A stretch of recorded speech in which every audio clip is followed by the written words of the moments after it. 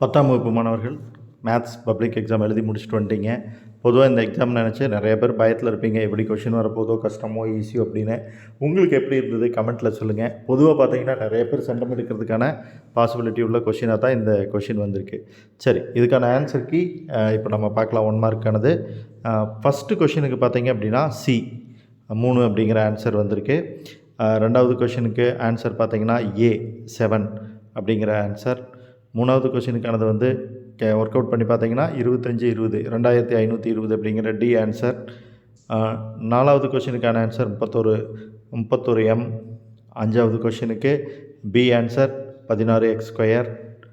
ஆறாவது கொஷினுக்கு graph of a linear equation is a straight line, நேர்கோடு அப்படிங்கிறது ஏ ஆன்சர்.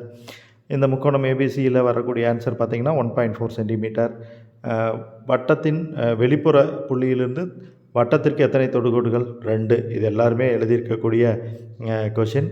அடுத்தது, இதனால் அமைக்கப்படும் முக்கோணத்தின் பரப்பு பார்த்தீங்க அப்படின்னா 25 ஸ்கொயர் யூனிட். ரொம்ப ஈஸியான சம்முன்னு சொல்லணும். அடுத்ததும் ரொம்ப ஈஸியான சம் தான். A answer y² / b² - x² / a² = 1 அப்படிங்கிறது. 11வது கொஷினுக்கானது வந்து 40 சதுர அலகுகள், அதாவது square unit. A answer. 12வதுக்கு D 3:1:2 அப்படிங்கிறது ஆன்சர். 13க்கு 1க்கு மேலே இருந்தால் நிகழ்தகவாக இருக்க முடியாது அப்படிங்கிறதுனால சி ஆன்சர் 1.05. அடுத்தது 14க்கு பி 1 ஆன்சர். தகவலை ஃப்ரெண்ட்ஸோட ஷேர் பண்ணுங்கள். பிடிச்சிருந்தால் லைக் பண்ணுங்கள், ஷேர் பண்ணுங்கள், சப்ஸ்கிரைப் பண்ணுங்கள்.